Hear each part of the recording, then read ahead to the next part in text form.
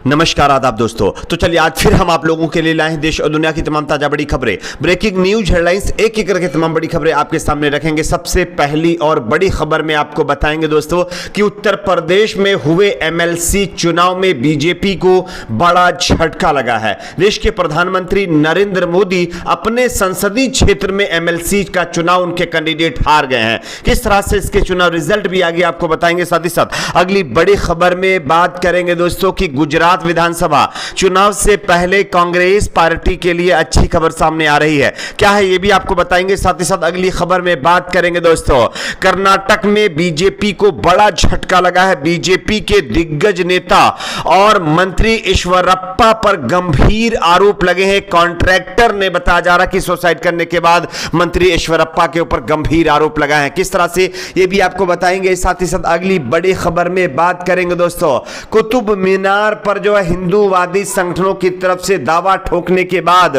ASI के पूर्व अधिकारी ने हिंदूवादी संगठनों के मुंह पर जोरदार तमाचा मारा है। किस तरह से ये भी आपको बताएंगे। साथ ही साथ अगली बड़ी खबर में आपको बताएंगे दोस्तों कि मस्जिदों में लाउडस्पीकर हटाए जाने को लेकर के राज ठाकरे ने एक बार फिर से तमाम सरकारों को दिया अल्टीमेटम। एक तारीख राज ठाकरे ने तय की है। क्या है ये भी आपको बताएंगे। साथ ही साथ अगली खबर में बात करेंगे दोस्तों कि जम्मू कश्मीर में पीडीपी के अध्यक्ष महबूबा मुफ्ती को फिर से नजरबंद करने का मामला सामने आया है।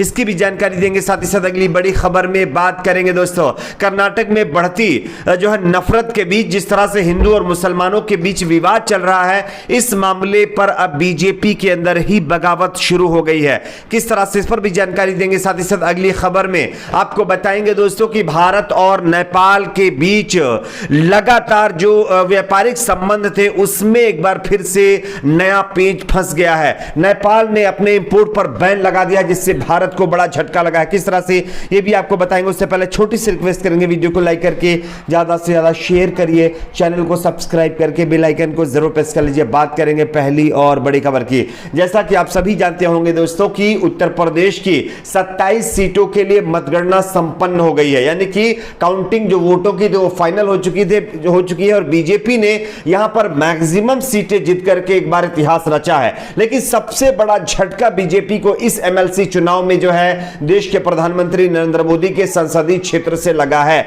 आप इस खबर को देखिए। एमएलसी चुनाव में बताया जा रहा है कि देश के प्रधानमंत्री नरेंद्र मोदी जी के गढ़ वाराणसी में बीजेपी कैंडिडेट चुनाव हार गई हैं। और सबसे ज्यादा आश्चर्यचकित करने वाली तो बात यह है कि प्रधानमंत्री नरेंद्र मोदी के संसदीय क्षेत्र वाराणसी में बीजेपी तीसरे नंबर पर चली गई है। बताया जा रहा है कि पार्टी यहां पर दूसरे नंबर पर आई है और जो है इसी के साथ साथ जो है इंडिपेंडेंट कैंडिडेट जो है वो चुनाव जीते हैं, लेकिन यहां पर बीजेपी तीसरे नंबर की पार्टी बनी है। तो ये कहीं ना कहीं एक बड़ा उलटफेर देश के प्रधानमंत्री नरेंद्र मोदी के संसदीय क्षेत्र वाराणसी में देखने को मिला है। बात करेंगे अगली बड़ी खबर की। अगली बड़ी खबर गुजरात से आ रही है दोस्तों, जहां पर कांग्रेस पार्टी के लिए अच्छी खबर है। आप इस खबर को देख सकते हैं। गुजरात विधानसभा चुनाव से पहले खबर यह है कि कांग्रेस के नेता हार्दिक पटेल को कोर्ट से बड़ी राहत मिल गई है। जानकारी के मुताबिक 3 साल पहले झूठे मामले में मुझे 2 साल के लिए जेल की सजा सुनाई गई थी, यह कहते हुए बताया जा रहा है कि हार्दिक पटेल ने एक ट्वीट किया है। जानकारी के मुताबिक सुप्रीम कोर्ट ने अब हार्दिक पटेल की जो सजा थी उस पर रोक लगा दी है। यह कांग्रेस पार्टी के लिए अच्छी खबर है, क्योंकि कांग्रेस की कमान फिलहाल गुजरात के अंदर हार्दिक पटेल के ही यानी हाथों में है। बात करेंगे अगली बड़ी खबर की। अगली बड़ी खबर कर्नाटक से आ रही है, जहां पर बीजेपी के दिग्गज नेता और मंत्री ईश्वरप्पा एक बड़े गंभीर मामले में फंस चुके हैं। आप इस खबर को देख सकते हैं।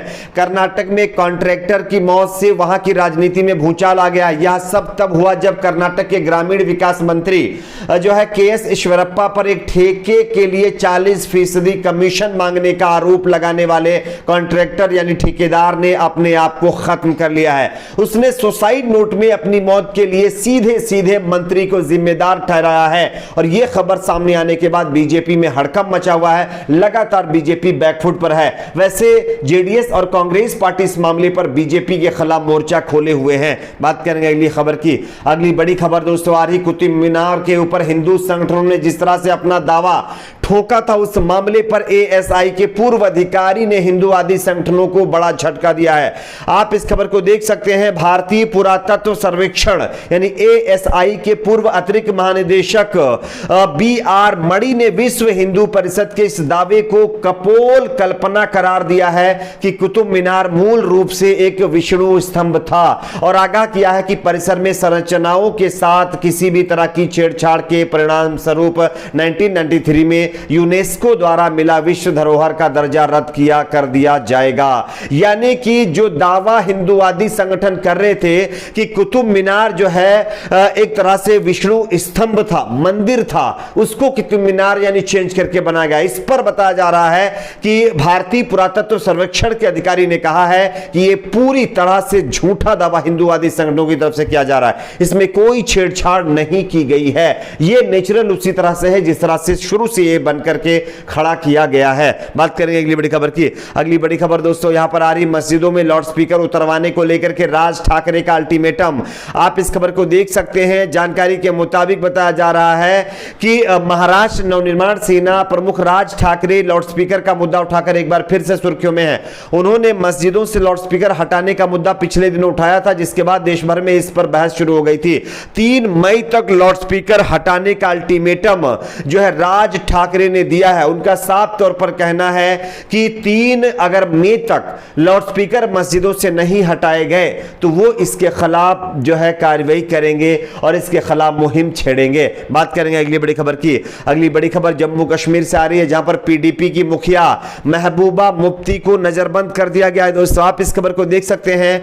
कश्मीर संभाग के श्रीनगर में प्रदेश की पूर्व मुख्यमंत्री एवं पीडीपी अध्यक्ष महबूबा मुफ्ती को उनके घर में नजरबंद किया गया है। बताया जा रहा है कि वह जिला शोपियों में आतंकी हमले में घायल कश्मीरी पंडित के घर उनका हालचाल जानने के लिए आज रवाना होने वाली थी। इससे पहले पुलिस ने उन्हें श्रीनगर में उनके हाउस में ही अरेस्ट कर लिया है। तो यह बड़ी खबर कश्मीर से सामने आ रही है। बात करेंगे अगली बड़ी खबर की। अगली बड़ी खबर दोस्तों कर्नाटक से आ रही है, जहां पर जिस तरह से कर्नाटक में लगातार हिंदू मुसलमानों के बीच एक तरह से नफरत फैलाई जा रही है और कुछ हिंदू संगठन लगातार इस पर काम कर रहे हैं। इस बीच कर्नाटक बीजेपी के अंदर ही इस मामले पर भयंकर जो है बगावत हो गई है।